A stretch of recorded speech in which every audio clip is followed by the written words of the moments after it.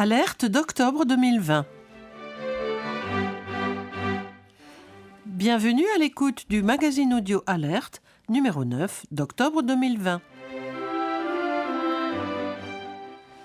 Nous vous présentons l'actualité du mois en matière fiscale, juridique et sociale.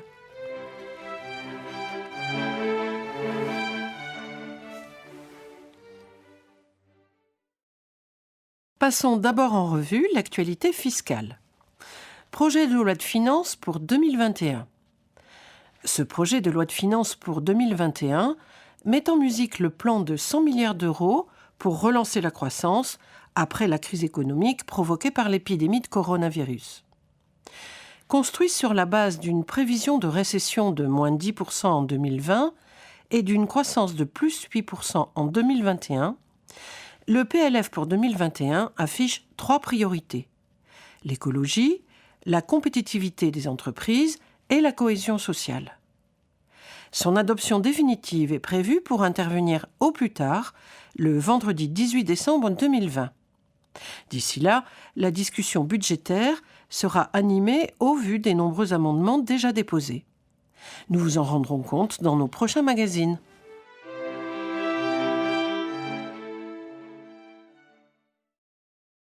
PLF pour 2021 et transition écologique.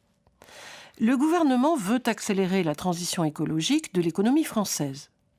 La rénovation énergétique des bâtiments, publics ou privés, constitue un axe majeur du PLF pour 2021. La transformation du crédit d'impôt pour la transition énergétique, le CITE, en prime dite MaPrimeRénov', permet un financement l'année contemporaine des travaux.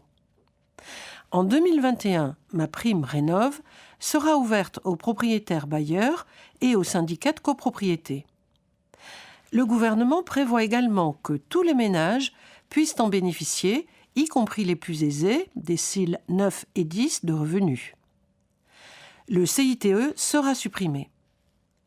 La décarbonation de l'industrie est également encouragée pour aider les entreprises industrielles à investir dans des équipements moins émetteurs de CO2. En parallèle, l'État soutiendra le développement d'une filière française de production d'hydrogène vert, énergie bas carbone et renouvelable. Le gouvernement accompagne dans ce dispositif une agriculture responsable à travers la promotion des circuits courts et du bien-être animal. L'économie circulaire bénéficiera également d'investissements importants, en particulier pour moderniser les centres de tri ou de recyclage et de valorisation des déchets. Le PLF pour 2021 vise aussi à développer des mobilités vertes en investissant dans le ferroviaire et les transports collectifs, métro, tramway, bus. Pour soutenir les ménages dans l'achat de véhicules propres, la prime à la conversion pourra atteindre 5 000 € pour l'achat d'un véhicule électrique et 3 000 € pour les véhicules thermiques pour les ménages les plus précaires, sur la base de conditions d'éligibilité étendues aux véhicules classés CRIT R3 ou plus anciens. En parallèle, le bonus écologique pour l'achat d'un véhicule électrique est également porté jusqu'à 7 000 € jusqu'à fin 2021. Le prix du carburant sans plomb 95 E10 sera aligné sur les autres carburants. À noter que le PLF pour 2021 prévoit la création d'un crédit d'impôt spécifique en faveur de l'installation de bornes de recharge de véhicules électriques sur les places de stationnement résidentielles. La préservation de la biodiversité sera soutenue. Un fonds de recyclage des friches et du foncier artificialisé permettra d'encourager la réutilisation des friches urbaines.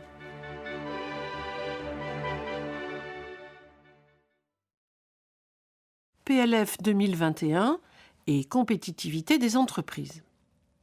Pour renforcer la compétitivité des entreprises, le gouvernement a décidé de baisser de 10 milliards d'euros la fiscalité des entreprises à compter du 1er janvier 2021 et de manière pérenne. Seront ciblés les impôts pesant sur les facteurs de production, masse salariale, investissement, capital productif notamment, et d'autres mesures de simplification et d'assouplissement fiscal sont également prévues. Citons par exemple la baisse de la CVAE à hauteur de la part affectée aux régions, soit 50%, et l'ajustement du taux du plafonnement de la CET de 3% à 2% en fonction de la valeur ajoutée. L'exonération de contributions économiques territoriales aux entreprises nouvellement créées ou qui réalisent des investissements fonciers. La modernisation des taux d'intérêt applicables au prix de revient des différents éléments des établissements industriels. Le maintien du poids relatif des immobilisations industrielles, évalué selon la méthode comptable dans la clé de répartition du produit de la cotisation sur la valeur ajoutée des entreprises. La neutralisation temporaire des conséquences fiscales des réévaluations d'actifs. Cette mesure serait optionnelle, certaines entreprises pouvant avoir intérêt à inclure immédiatement leur plus-value latente dans leurs résultats imposables. En fait, la mesure proposée consiste à instaurer, pour les immobilisations amortissables, un régime d'étalement de l'imposition des écarts de réévaluation et, pour les immobilisations non amortissables, un régime de sursis d'imposition des écarts de réévaluation jusqu'à la cession ultérieure de ces biens. Le rétablissement temporaire du dispositif d'étalement de la plus-value réalisée lors d'une opération de cession-bail d'immeuble par une entreprise.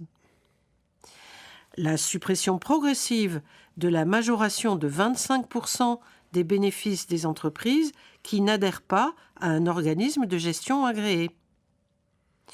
La suppression du taux majoré du CIR de 50% et la baisse à 35% au lieu de 40% du taux majoré de crédit d'impôt innovation applicable aux dépenses éligibles exposées en Corse. La clarification des règles de TVA applicables aux offres composites. Le report au 1er juillet 2021 de l'entrée en vigueur des règles modifiant le régime de TVA du commerce électronique. La suppression du caractère obligatoire de l'enregistrement des actes de société constatant des augmentations de capital, des réductions de capital, des constitutions de groupements d'intérêt économique et des amortissements de capital. La possibilité du dépôt des actes de société au greffe du tribunal avant l'exécution de la formalité d'enregistrement au service des impôts, même lorsque celle-ci est obligatoire. La prorogation du taux de l'intérêt de retard et de l'intérêt moratoire à 0,2% par mois.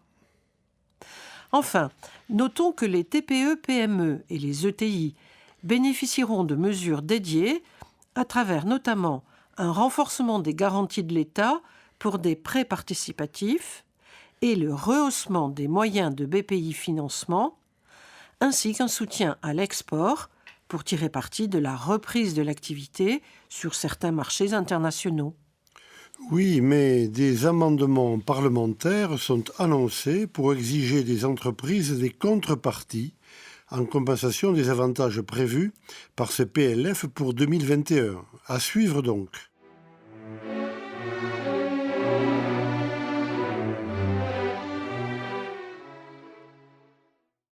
PLF 2021 et soutien à l'emploi. Le soutien de l'emploi reste la priorité du gouvernement, comme il l'a montré tout au long de la crise.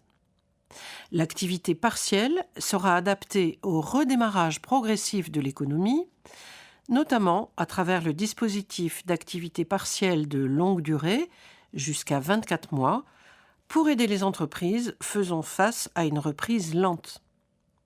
La montée en puissance du Fonds national pour l'emploi, FNE, permettra de financer des formations pour les salariés en activité partielle. Les jeunes, premières victimes de la crise, bénéficieront de mesures dédiées pour faciliter leur intégration sur le marché du travail.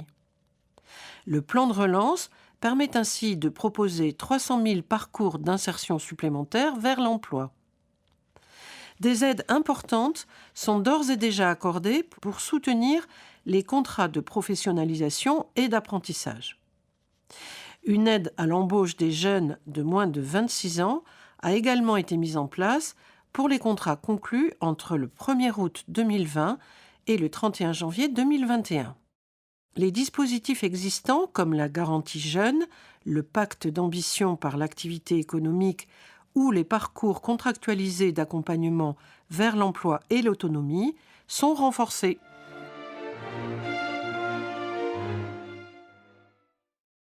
Particulier, obligation de déclaration des contrats de prêt. L'article 242 ter 3 du CGI soumet à déclaration tous les contrats de prêt. Ces dispositions ayant une portée générale, il y a lieu d'entendre par contrat de prêt tout acte par lequel une personne physique ou morale met une somme d'argent à la disposition d'une autre personne, à charge pour cette dernière de la restituer selon les modalités convenues, que la réalisation de ce contrat de prêt soit immédiate, conditionnelle ou éventuelle. En outre, doivent être déclarés non seulement les contrats de prêt donnant lieu à l'établissement d'un écrit, mais également des contrats de prêt simplement verbaux. Cela étant, certains contrats de prêt n'ont pas à être déclarés en raison de leur montant, et jusqu'à présent ce montant était de 760 €. Le gouvernement vient de remplacer ce montant, qui est dorénavant de 5 000 € depuis le 27 septembre dernier.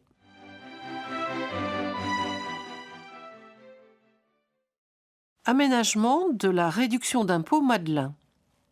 Cette réduction d'impôt est en principe égale à 18% du montant des versements retenus dans la limite annuelle de 50 000 € pour les contribuables célibataires, veufs ou divorcés et de 100 000 € pour les contribuables mariés ou pacsés soumis à une imposition commune.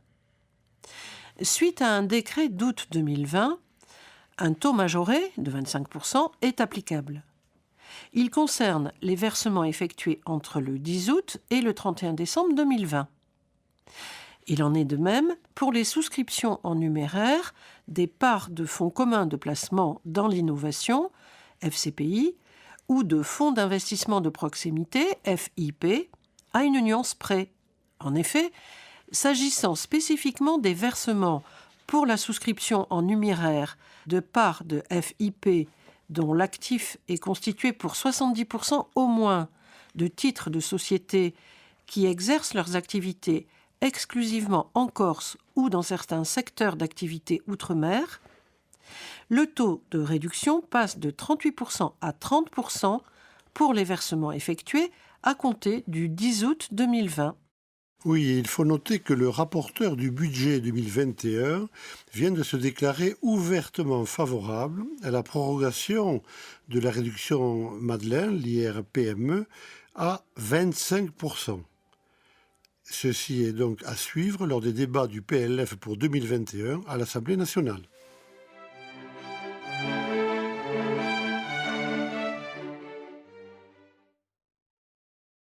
Plus-value des particuliers, résolution d'une cession de titres. Selon une jurisprudence constante, le contribuable qui déclare et acquitte une imposition sans faire application d'une interprétation administrative ne peut ensuite s'en prévaloir dans le contentieux.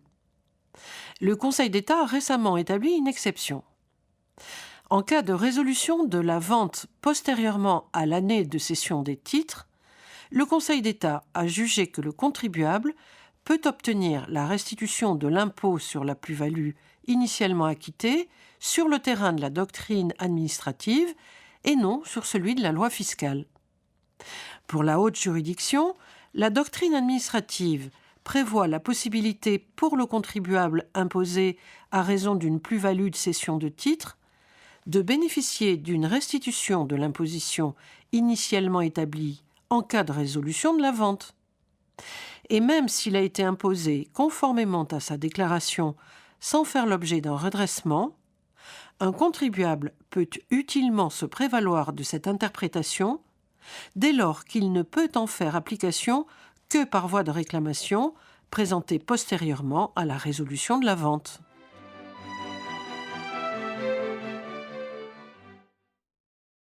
Moins-value de particulier.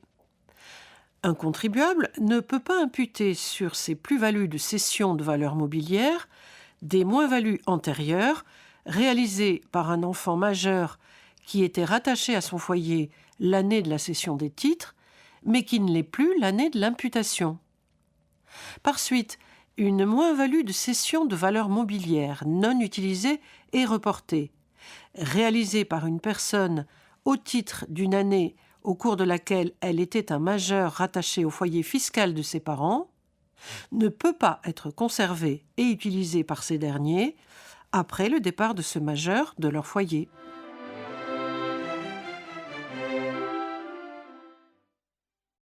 BIC, prestations sous-traitées et CIR. Voici deux solutions inédites retenues par le Conseil d'État. La première concerne les donneurs d'ordre, en l'espèce la Fédération nationale des agriculteurs multiplicateurs de semences. Celle-ci a sous-traité à des organismes de recherche publics et privés, agréés, la réalisation de prestations nécessaires à la conduite de ces projets de recherche. Elle a ainsi confié à divers prestataires des études analytiques et des tests, faute de disposer des équipements scientifiques nécessaires lui permettant d'effectuer elle-même ces opérations. L'administration a cependant remis en cause l'éligibilité de ces dépenses externalisées approuvées par la Cour administrative d'appel de Paris. Mais le Conseil d'État a annulé pour erreur de droit l'arrêt de la Cour de Paris dans la mesure où le CGI n'exige pas l'individualisation et l'autonomie des opérations sous-traitées. Dès lors, une entreprise qui sous-traite l'exécution de prestations nécessaires à la réalisation d'opérations de recherche qu'elle mène peut retenir les dépenses correspondantes pour le calcul de son crédit d'impôt recherche, même si ces prestations prises isolément ne constituent pas des opérations de recherche. Notez que la solution retenue par la haute juridiction diffère de la doctrine administrative et privilégie opportunément une approche plus cohérente et plus adaptée à la réalisation des opérations de recherche. Dans la seconde solution, qui concerne les sous-traitants, le Conseil d'État interprète la règle selon laquelle les sommes reçues par un sous-traitant privé agréé doivent être déduites des bases de calcul de son propre crédit d'impôt. Il juge que cette règle interdit seulement aux sous-traitants de retenir dans l'assiette de son CIR les dépenses exposées pour réaliser les opérations confiées par le donneur d'ordre.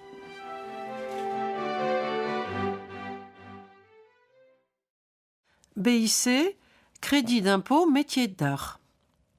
Les entreprises dédiées au métier d'art bénéficient d'un crédit d'impôt qui a été prorogé jusqu'au 31 décembre 2022. Au titre des dépenses éligibles à ce crédit d'impôt en faveur des métiers d'art, on retrouve notamment les salaires et charges sociales afférents aux salariés directement affectés à la création d'ouvrages réalisés en un seul exemplaire ou en petite série. Le crédit d'impôt peut être égal à 10% de ces sommes dans la limite de 30 000 € par an. Le taux est porté à 15% pour les entreprises portant le label Entreprise du patrimoine vivant, le plafond restant inchangé. Attention, l'entreprise ne peut bénéficier de ce crédit d'impôt qu'en ce qui concerne les charges relatives à la conception de produits nouveaux. Autrement dit, sont exclues les charges de personnel exerçant des fonctions commerciales et d'encadrement.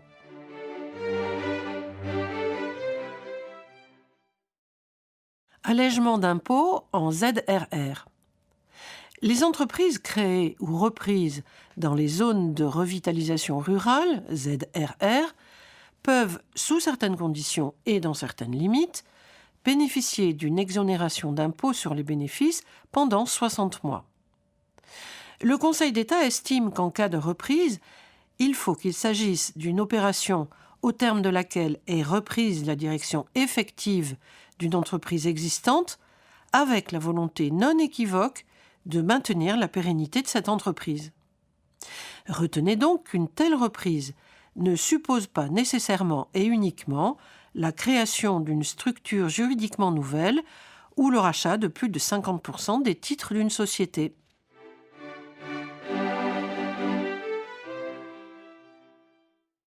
TVA, location de locaux nus à usage professionnel. Les locations de locaux nus à usage professionnel, en principe exonérées de TVA, peuvent être soumises à la taxe par voie d'option. Dans ce cas, le bailleur qui détient dans un même immeuble plusieurs locaux nus à usage professionnel ouvrant droit à l'option pour la TVA peut n'opter que pour certains de ces locaux seulement, dès lors que l'option exercée désigne sans équivoque les locaux concernés.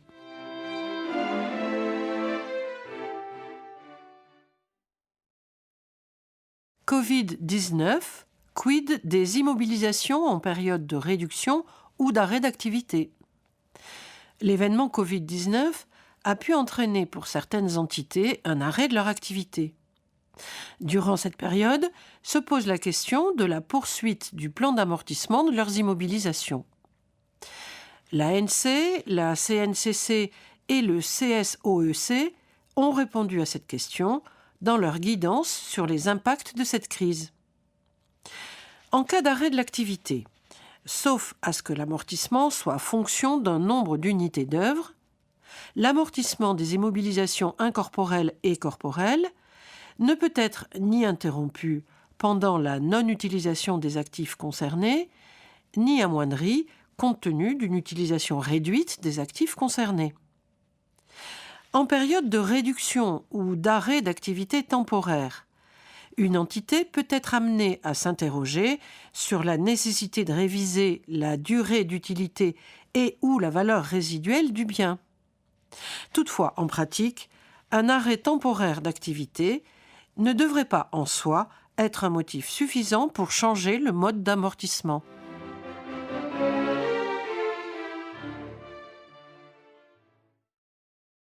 BIC, reprise massive d'amortissement dérogatoire.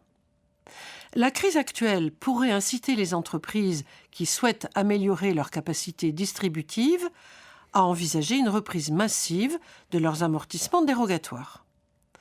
En effet, constituant une réserve à portée de main de la société, les amortissements dérogatoires, et plus généralement les provisions réglementées, peuvent apparaître pour la société comme une solution rapide et simple d'accès afin d'améliorer son résultat comptable et par voie de conséquence sa capacité distributive. S'il n'existe aucune restriction comptable à reprendre massivement des amortissements dérogatoires, une telle reprise doit se faire dans le respect de la règle d'amortissement minimale, sous peine d'empêcher la déduction des dotations futures. Oui, et rappelons qu'à la clôture de chaque exercice, la somme des amortissements effectivement pratiqués depuis l'acquisition ou la création d'un élément donné ne peut être inférieure au montant cumulé des amortissements calculés suivant le mode linéaire et répartis sur la durée normale d'utilisation. À défaut de se conformer à cette obligation, l'entreprise perd définitivement le droit de déduire la fraction des amortissements qui a été ainsi différée.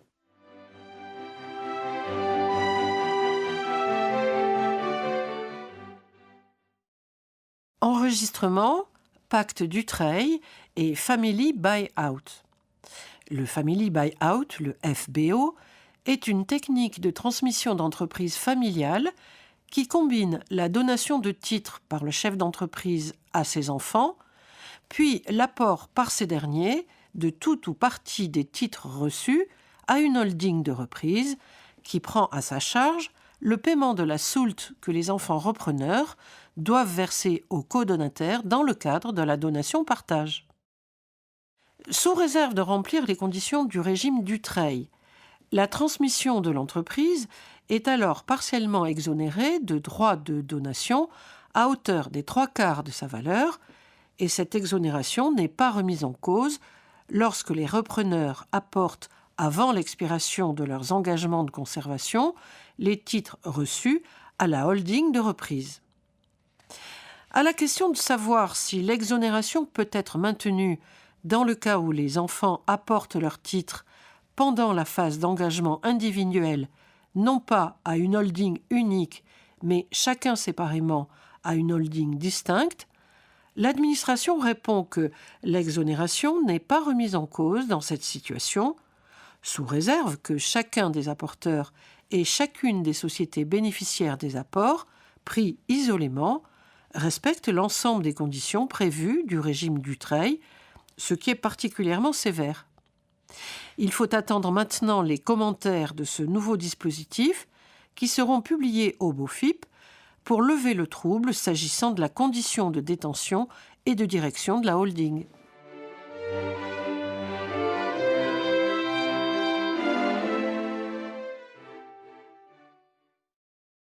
Actualité juridique du mois. Tenue des AG et des réunions des dirigeants. Des mesures exceptionnelles ont été prises du fait de l'épidémie de Covid-19 pour répondre aux difficultés de réunion des assemblées et des organes collégiaux d'administration, de surveillance ou de direction des sociétés, assemblées à huis clos, recours à la conférence téléphonique ou à la visioconférence, consultation écrite. Ce dispositif, qui devait initialement expirer le 31 juillet 2020, a été prorogé par décret jusqu'au 30 novembre 2020. Les réunions peuvent donc continuer à se tenir selon ces modalités exceptionnelles jusqu'à cette date.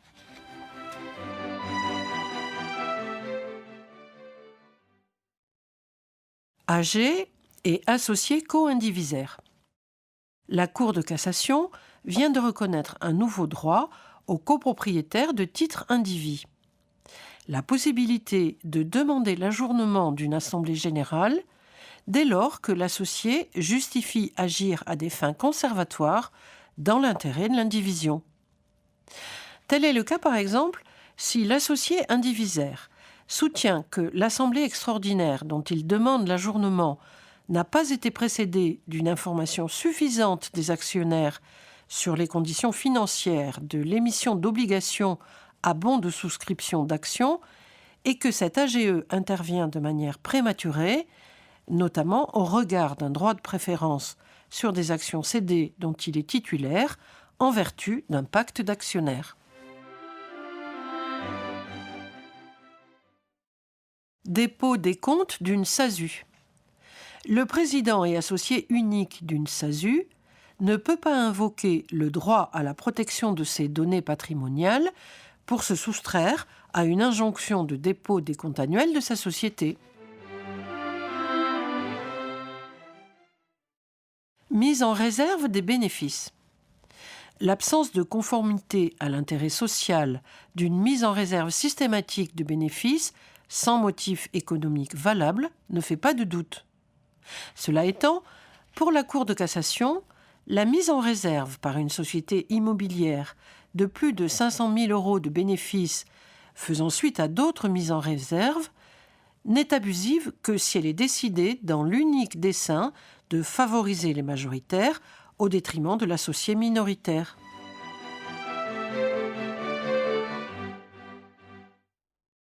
Crédit-vente d'un fonds de commerce et cautionnement. Le commerçant qui consent un crédit vendeur à l'acquéreur de son fonds de commerce est un créancier professionnel à l'égard de la caution garantissant le remboursement de ce crédit. La caution peut donc être déchargée de son engagement s'il est disproportionné.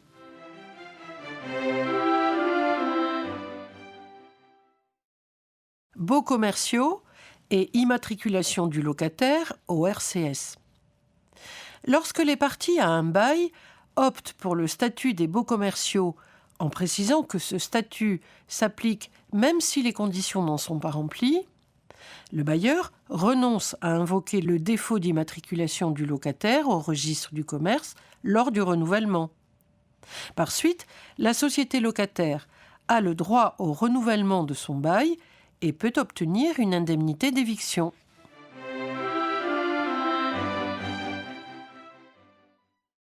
Contrat de franchise annulé pour erreur. Le manquement du franchiseur à son obligation d'information précontractuelle n'est sanctionné par la nullité du contrat que si le franchisé apporte la preuve d'un consentement vicié. Une illustration. Un contrat de franchise a été récemment annulé pour erreur du franchisé, novice dans le secteur concerné, car le franchiseur lui avait fourni un compte d'exploitation prévisionnel bien trop optimiste et avait validé le choix d'un local d'exploitation inadapté et trop cher. Dans cette situation, le franchiseur a été condamné à verser 153 000 € de dommages-intérêts au liquidateur judiciaire de la société franchisée en réparation des investissements engagés en pure perte pour ouvrir son magasin.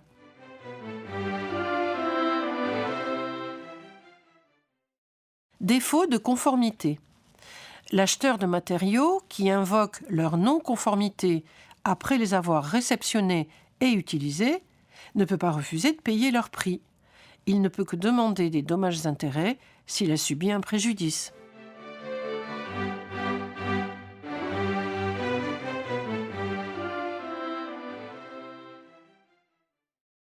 Voici l'actualité sociale du mois. PLFSS pour 2021. Le projet de loi de financement de la sécurité sociale pour 2021 constitue l'un des exercices les plus singuliers depuis la création du PLFSS en 1996, tant au vu de la crise sanitaire et de son impact sur les finances sociales qu'en raison des transformations structurelles qu'il porte. Voici les principales mesures inscrites dans le PLFSS pour 2021. Mise en œuvre des engagements du Ségur de la santé, avec notamment la revalorisation des salaires des personnels hospitaliers et des EHPAD et un plan massif d'investissement contribuant au plan de relance en faveur des établissements de santé et médico-sociaux.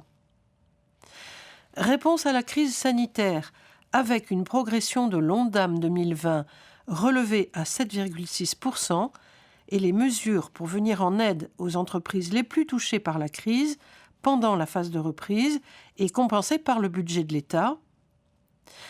Création d'une 5e branche de la sécurité sociale pour le soutien à l'autonomie grâce au financement par la CSG.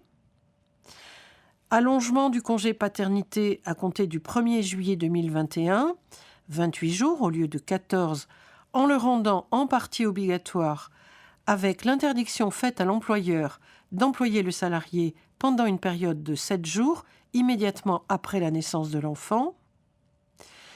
Poursuite des mesures de simplification et d'accès aux soins pour les assurés sociaux, avec la simplification des procédures déclaratives de revenus pour les entreprises de l'économie collaborative et la fusion des déclarations sociales et fiscales de revenus pour les 400 000 travailleurs indépendants agricoles.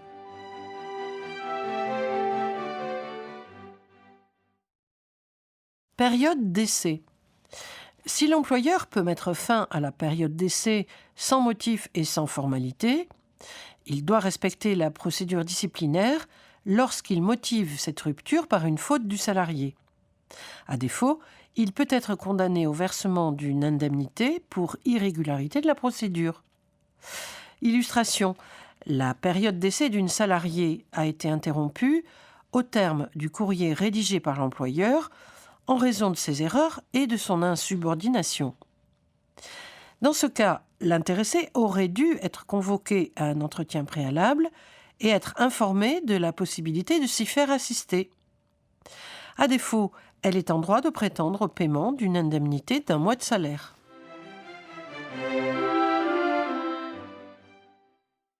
Heures supplémentaires comptabilisées par pointage informatique.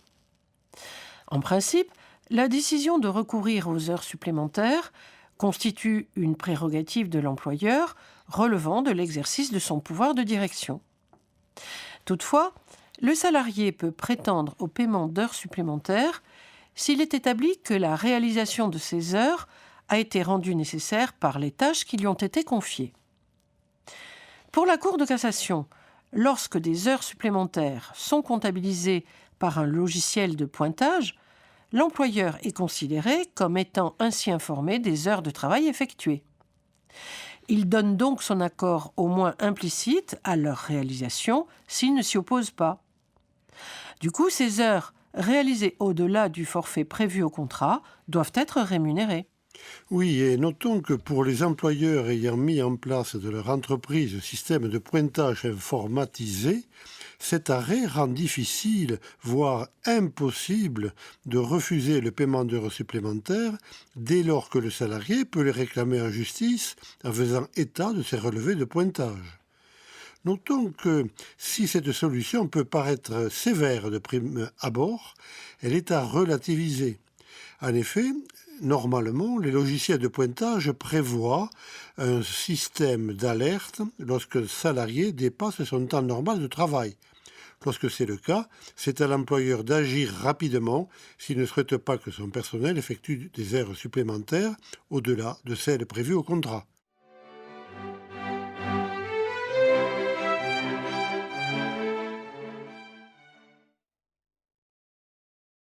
Mise en œuvre de la clause contractuelle de mobilité. Un ingénieur, domicilié en région parisienne, est licencié car il a refusé d'effectuer des missions présentées par l'employeur dans le département de la Drôme, alors qu'elles impliquaient son éloignement quasi immédiatement et pendant une année entière de son foyer, laissant son épouse seule en région parisienne, avec son enfant de 3 ans et celui à naître. En l'espèce, les juges ont considéré que l'employeur, en mettant en œuvre la clause contractuelle de mobilité, avait agi avec une précipitation et une légèreté blâmables, d'autant qu'il avait porté une atteinte au droit du salarié à une vie personnelle et familiale disproportionnée au but recherché. Ce licenciement ne reposait donc ni sur une faute grave, ni sur une cause réelle et sérieuse.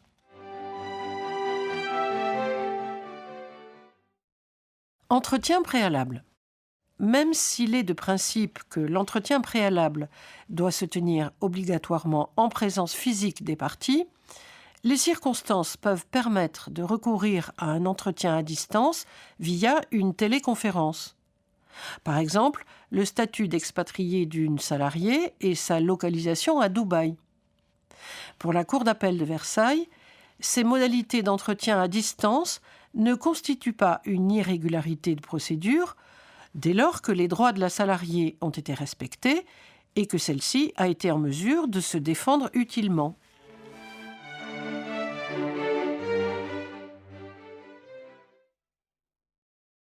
Entretien préalable et liberté d'expression. L'objet de l'entretien préalable est de permettre au salarié de se défendre et non de le contraindre à faire amende honorable.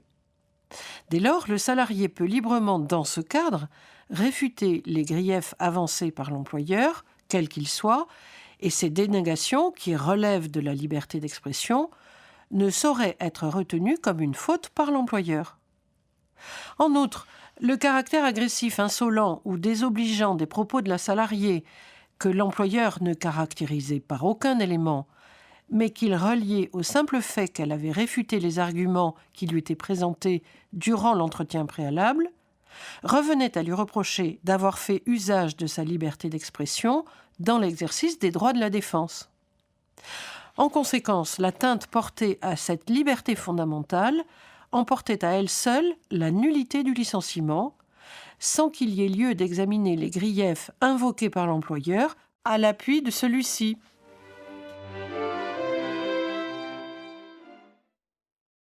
Licenciement et clause pénale. La clause d'un contrat de travail prévoit le versement d'une indemnité forfaitaire de 3 années de salaire net en cas de départ de la salariée à l'initiative de l'employeur. Cette clause a pour objet de conférer à la salariée une garantie de sécurité dans son emploi et de sanctionner l'employeur en cas de rupture du contrat. Dans ces conditions, cette clause s'analyse en une clause pénale et les juges peuvent en réduire le montant dans la mesure où il est manifestement excessif au regard du préjudice subi.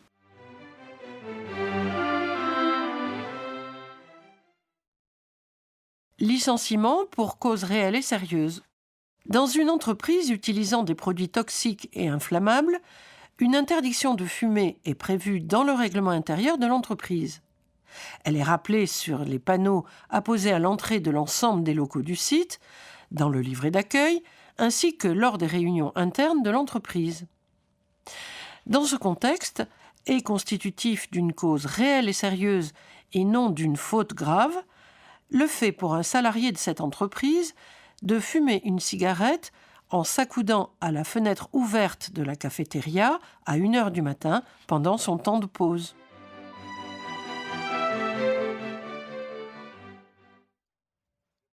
Licenciement sans cause réelle et sérieuse. Voici 2 décisions récentes concernant le licenciement abusif. Des propos outranciers exprimés par un salarié à l'endroit de sa hiérarchie ne constituent pas un abus de la liberté d'expression suffisant à caractériser une cause réelle et sérieuse de licenciement s'ils s'inscrivent dans un contexte conflictuel généré par l'employeur. Tel est le cas si celui-ci a manqué à son obligation d'exécuter le contrat de travail de bonne foi en ne versant pas la rémunération convenue qui constitue un élément essentiel du contrat.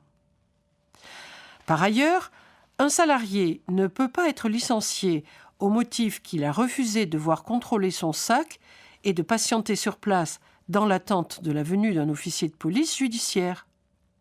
En effet, en l'espèce, le contrôle inopiné des sacs des salariés à la sortie de l'entreprise n'était pas légitime ni proportionné au but recherché, à savoir la prévention des vols de marchandises.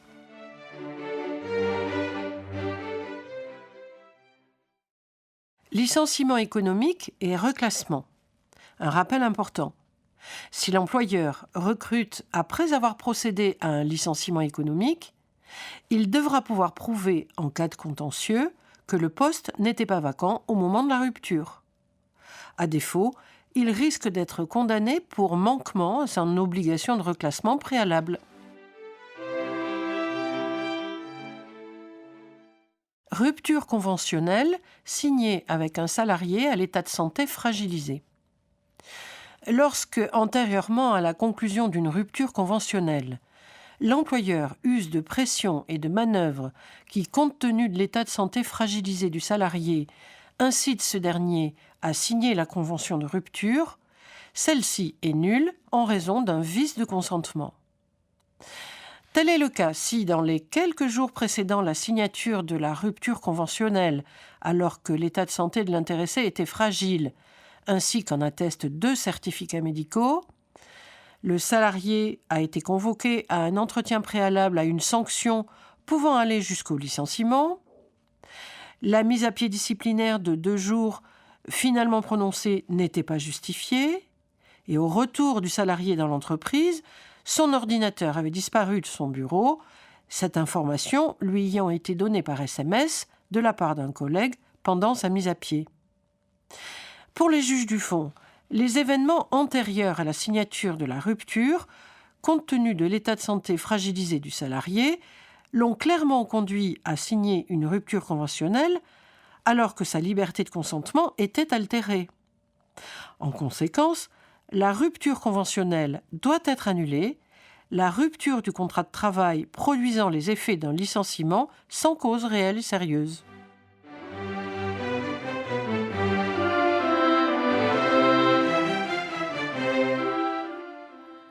Au terme de cet enregistrement, nous vous remercions de votre attention et vous donnons rendez-vous en novembre.